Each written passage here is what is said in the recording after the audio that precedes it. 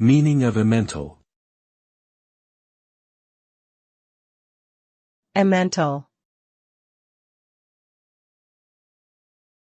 Emmental. Emmental. Emmental. Emmental, also known as Emmentaler, is a type of Swiss cheese that originated in the Emme River Valley in Switzerland.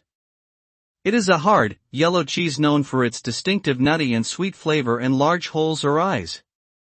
Emmental cheese is made from cow's milk and has a fat content of around 45%. This cheese is commonly used in sandwiches, fondues, and other dishes, and is popular all over the world. The name Emmental comes from the region where the cheese was first produced, and it has become a beloved and iconic part of Swiss cuisine.